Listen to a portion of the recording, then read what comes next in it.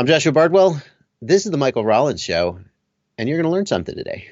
Hey folks, welcome to the Michael Rollins Show. My name is Mike, and today's guest is Joshua Bardwell. I am super excited for this because, quite frankly, I could be completely selfish and ask him all of the awesome YouTube questions that I wanted to ask him. So here's a question for you.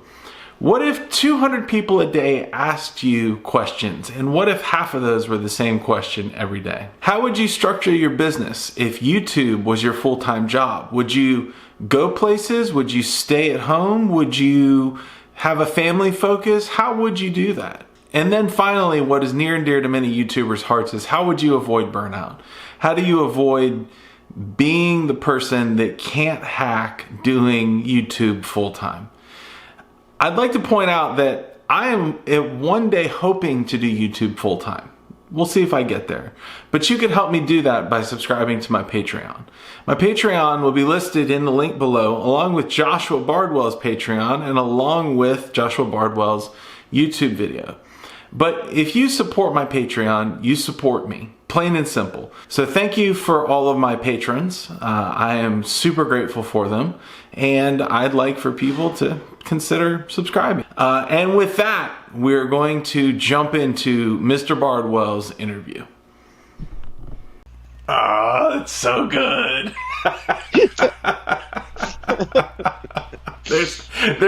There's a whole group of people that will not appreciate how awesome that was, but that was great. Thank you very much. Ladies and gentlemen. Whatever I can do to help. Ladies and gentlemen, let me introduce to you a man that needs no introduction, the man who knows it all himself, Joshua Bardwell. Thank you, Joshua, for being on the show. Do people call you Joshua or do they call you Josh? I prefer Joshua. I was Josh for most of my childhood, and then sometime in college I decided I wanted to be Joshua, so I just stuck with it. I don't make it's not a big deal. Yeah, I typically go by Mike, but people when they call me Michael, I'm like, oh God, I'm in trouble now. Right, like your mom's talking to you. Right, like, yeah, oh God, if they use my middle name, it's awful. Right. So, I was doing a lot of... So typically, I start out my interviews by asking, what's your origin story, and how did you get into FPV? I think that you are a different case, though, because I definitely want to hear how you got into FPV, but I also want to hear how you made FPV and YouTube your full-time job. So let's hear how you got into FPV, and then we'll carry it into that next little bit. So the origin story is when I was 15, my uncle gave me an RC plane, which I very quickly lost in the woods somewhere and never thought of again. Then, maybe 5 years ago, a friend of mine came to my house with a Phantom, and I've never seen a multi-rotor before, and was like, this is the coolest thing I've ever seen. But it's so expensive, right? And my partner Issa asked me, she was like, well, can you just build one? And I'm like, nobody could build one of those. DJI, that's all proprietary. I had no idea. So, but it did inspire me to get back into RC flight, remembering that plane that my uncle gave me so many years ago. I built a Bixler. I built several 2 or 3 fixed wings, and I got tired of having to go to the fly. And I actually got into FPV. I actually built FPV fixed wings, but I got tired of having to go to the park, to the soccer field to fly. And I was like, if I build a multi-rotor, I can fly around my house. I don't have to leave the house. And so that was when I built my first multi-rotor, which was a flight test electro hub with the poplar, the boom arms, and so forth. And then it just sort of was all sort of downhill from there, if you will. So what was the time frame for that? It's what, 2000... I guess that was probably 4 years ago, 2015. You could look back at my channel and see, you could start to kind of peg it, but I think it was around 2014, 2015. Okay. And how, were you immediately into YouTube? Was the thought, I'm going to fly and put it on YouTube, or? Here's the thing. I want to say I've always been about helping people, but actually I'm just very self-centered, and I like the adoration of people who think I'm smart. I don't think that's going to surprise anybody. There's two sides of that coin. I really do like helping people. I really empathize with people who are frustrated. I mean, I just said this morning to Issa, I said, you get these messages from people, and on some level, some of the questions you're like, oh my God, will you just look it up? Or this is such an obvious question.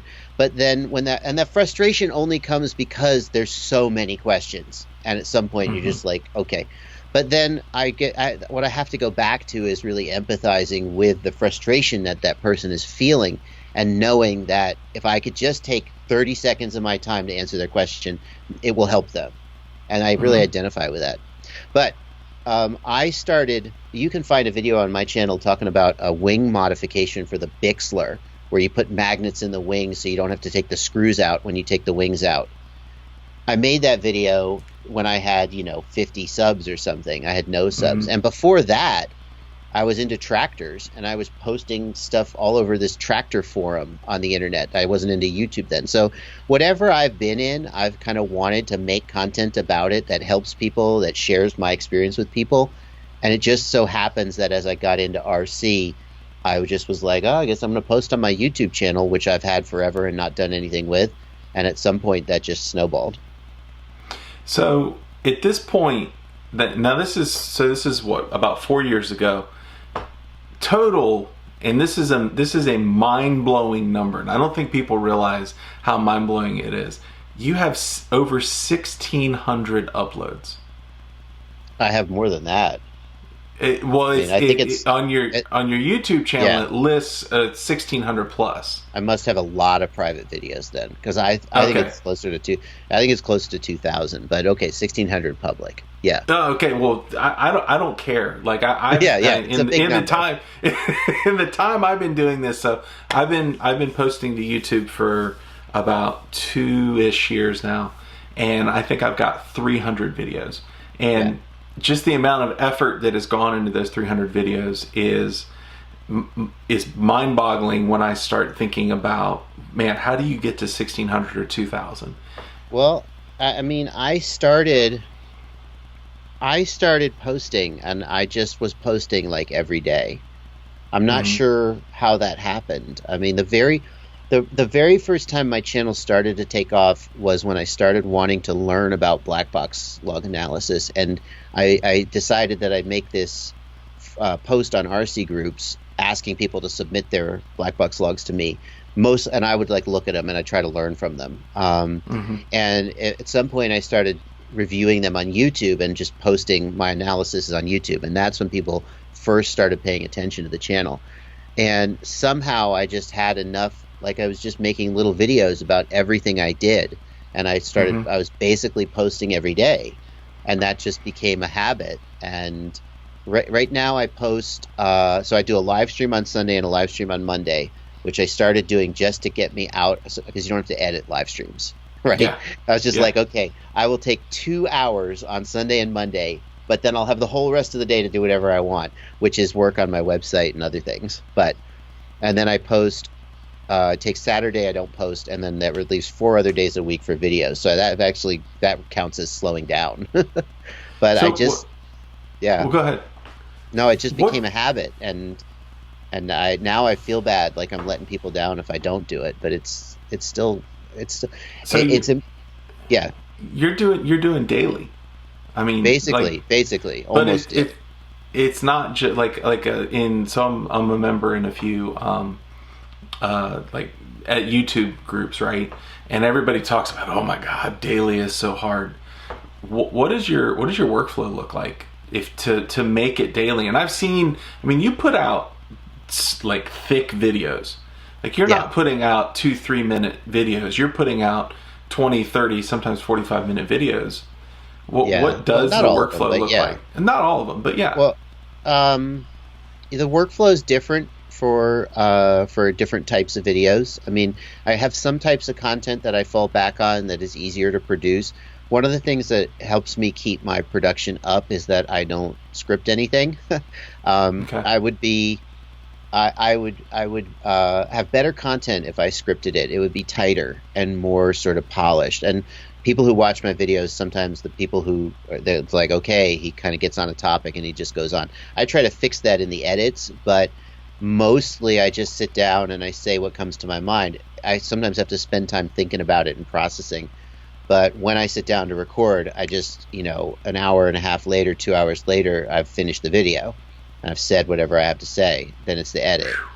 I have an editor. In the last 6 months, I found somebody to help with edits, and so that definitely helps, because it was getting to be a real slog, having to spend 2 or 3 hours making a video and then another 2 or 3 hours, maybe more, editing the video. So that helps. And then there's go ahead. There's some kind of content that's easier to make, like that just requires much less editing. Like it's cheater content. I try and keep it valuable, but it's like if I do like a one-on-one troubleshoot, again, there's very little editing for that. I just get on a webcam with somebody and help them with their problem. So okay. Do you, and I'm kind of getting a sense that a lot of this has been organic, but do you have a mission statement for your channel? And if you don't, what do you think it might be? Yeah, I don't know about that. I'm not sure what that would be. Like my goal is always to help people get over that hump, so that they can get into the air and enjoy FPV. I was working on a slogan once, and that was one of the slogans I tried out. I guess if I had a mission statement, that would be it. Okay. Now I was actually an avid watcher about the time that you made the transition from your real job into full-time YouTube. And you were an RF engineer, or still are? Yeah, I did Wi-Fi stuff. I never liked the title. My title was RF engineer, but there are actual like RF engineers who design circuit boards, and I wasn't one of those. I did Wi-Fi stuff. It's a network design, troubleshooting, and installation. Okay. And I remember, I would occasionally, this was during I was building constantly, and so obviously I would go to your channel and try to find, this is the thing I'm building, and this is it, So you've helped me out quite a bit along the way. Thank you. What was that time period like where you started to make the transition from your real job into this thing that you do now? Part of what helped make that possible, and during the time when I was really working on the channel, was that my day job actually had a long dry period where work was very slow. And since I work, and to their credit, my bosses, they didn't like lay anybody off. It was a very small company. They kept paying us for probably 6 months when we were not making enough money to really cover us. And one of the side effects of that was that I was at home all day and was just working on YouTube videos, and wondering when I was going to get a call saying that, I was like, is this going to be the week where we all get fired and the company goes out of business? And then we got this huge contract that was like 2 years of work, which was actually a little bit of a struggle for me, because I had kind of reached the point where I was looking at my Patreon numbers, my YouTube numbers, other sources of income, and going, well, because I have a family, so like if I'm 20 years old and I got nothing to lose, just like let's just go for it. But with a family and a mortgage, I didn't feel like I could just take too many big risks. But I was looking at it and going, I think the numbers could work. And then we got this giant contract, and I was like, they didn't fire us for 6 months while we had no money. I was like, I can't just now, as soon as we got this big contract, quit and be like, bye, I'm going to be a YouTube star. So I actually stayed with them for about a year while still continuing to work on the channel. All those videos of me in a hotel room doing a video at the end, that was after I got done doing a site survey in a hospital or a military base, go back to the hotel room, record a video, publish a video from the road. And then after doing that for about a year, I had continued to grow and was in an even sort of stronger position, and was able to sort of just make that move. So how did you, Burnout must have been a real threat at that point, or was it? No, that was I think some of the best some people say, oh, well, ever since you went full time, your content's different. And I mean, anybody between now and a year ago, things are going to change about the content. Yeah. But I think that the 3 to 6 months after I went full time was some of the most energized I've felt about the channel. I think that when I was having to sort of sneak it in around my day job, I was even more, it wasn't burned out. I was like, when can I do more of this? But then you quit and it's full time and you're like, yes, I could do whatever I want. Right. And then a year later, 2 years later, how long has it been? It's been almost, August. So it's not quite 2 years, but 18 months, 19 months. Then you're like, okay, now it's a day job again. You know, how can I keep that energy level up and stay interested and keep continue to keep that. I feel like now I'm more sort of having to think about burnout now than when I first went full time. Have you devised any kind of strategy to deal with it, if and when it comes? And I mean, and also maybe a better question is, what would that look like for you? Well, see, here's why burnout happens, I think. Burnout happens when you're not doing what you love to be doing, right? And the problem is that especially when it's a full-time job and you depend on it for your income, you start thinking, I have to keep doing what I was doing that made me successful. But you're wrong, because what made me successful was not any specific video that I made. It was being passionate and excited about quads and about FPV and translating that into a desire to help other people. But anytime I get stuck thinking I have to make this kind of video or I have to do this, that's when I think you start flirting with burnout. I mean, if you're energetic and passionate about what you're doing, you'll do it 18 hours a day and you'll love it. You just have to find a way to sort of keep feeling that way and keep doing the things that you're energetic and passionate about. Yeah, that makes total sense. I know that you mentioned dealing with questions that you get from, I guess, your viewers and fans at this point. How often a day do you get questions? Do you get pinged? Do people say, hey? Constantly. Okay. So I typically spend, my typical day is that I get up, I spend some time with my son and my family. I go down and make a cup of coffee and I sit down at the table and I answer. Actually, to be honest with you, my typical day is I wake up before my son and I lay in bed till he gets up and I answer questions on my phone. So I just lay there on my phone and I type in and I'm sort of waiting for him to wake up. And then, have some breakfast and answer. I typically spend about 2 hours, maybe 3 hours a day in the morning just clearing out the queue of questions from overnight. Wow. Then it's like, what video are we going to make today? Okay. And I go make a video. And then the questions are just constantly coming in. I knew you were going to ask, so I tried to think about how many questions I get in a day between Gmail, Facebook, Patreon, Discord. It's so hard to estimate, but I feel like it could be maybe 200 questions a day. Some days maybe just 50. It's hard because they're just sort of as a constant stream of them. So. I have, I started out, so I'm a software engineer. I started out in the software support game, actually ISP support. Okay. And I just remember after a while, it would just take a toll on you to answer the same question over and over again. Do you feel like you get the same question over and over again? Yes. Yep. Okay. Oh, yeah. Oh, for sure. In fact, I have just copy paste macros for some of them. Right? So it's like, okay, here I just have a wall of text that I just hit Control C.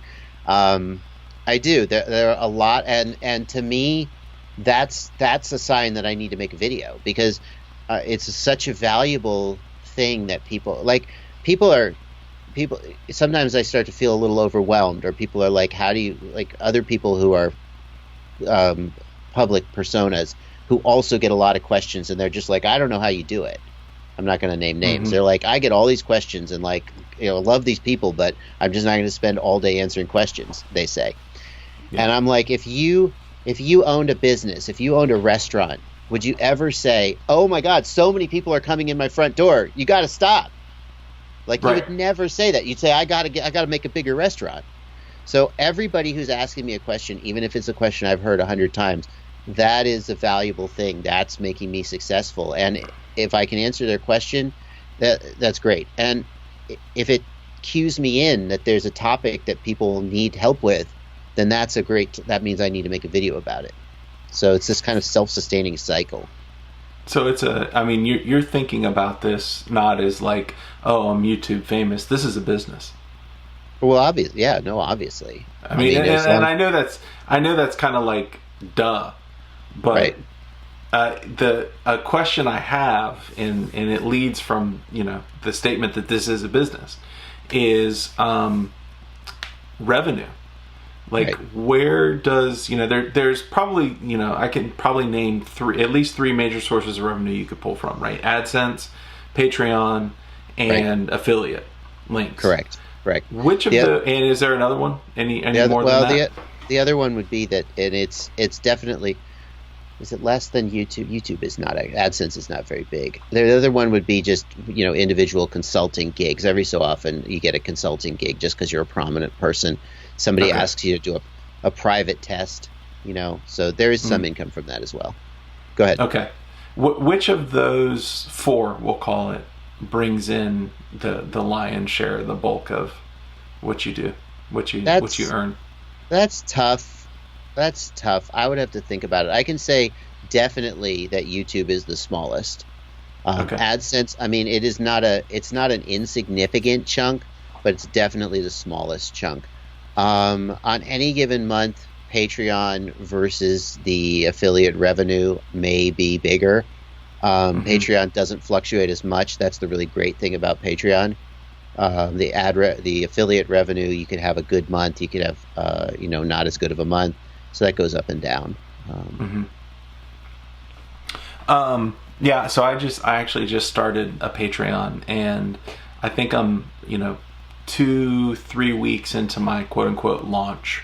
And it boggles my mind how all of a sudden I've only got like 19 patrons. Right. And all of a sudden I'm looking at the numbers that I've got from 19 patrons, and I'm looking at AdSense dollars. I'm going, 19 patrons is worth 10,000 views. People have crazy. People have this idea that you get rich off of YouTube views. If you are getting, I'm not gonna lie, the amount that I get it's non-trivial, but it's definitely not like, even they're like, you have 110,000, 120,000 subs, you must be doing great, you're rolling in it. No. I'm not even sure it would count as minimum wage. I'd have to do the math. Just the YouTube income.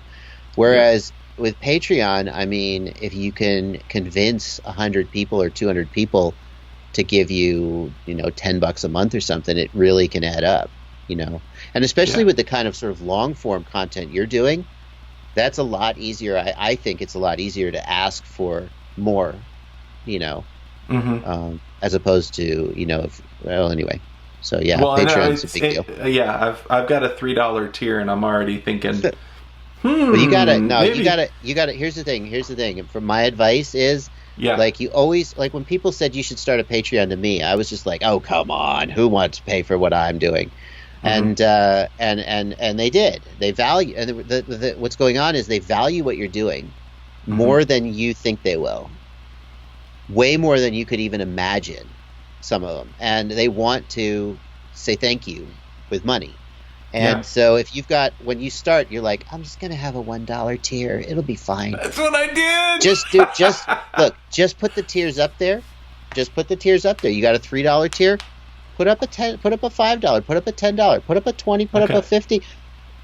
You're worried you'll sound greedy, but like, just don't, like, Don't guilt anybody over it. Don't be a No. jerk about it. But someone out there will take it, and you'll be like, "Holy crap! I have a $50 patron."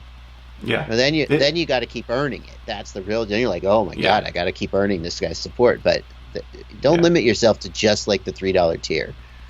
Yeah. No. So the Patreon thing, I remember I mentioned it in one video, and I had a $1 tier, and I had actually bought into the Patreon before they made the change to their terms of service, so that I would, if I ever, like maybe if I want to take this thing full time, I can take a greater lion's share of the cut, right? Because they changed their cut versus other things. And the first person that subscribed, I was just like, oh my God, somebody's willing to just pay me $1 a month for the hell of it. Yeah. It was really mind blowing. It is. It continues to be mind blowing. I know that someday, so far, my Patreon has grown every month. Someday, nothing grows forever.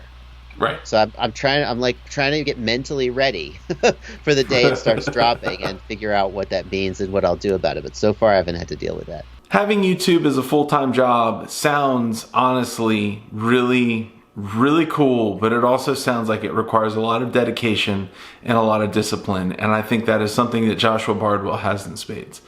In the next episode, we talk about things like what's the ethical nature of having affiliate links while at the same time you promote the product. Let's keep going. Talk to you soon. Bye.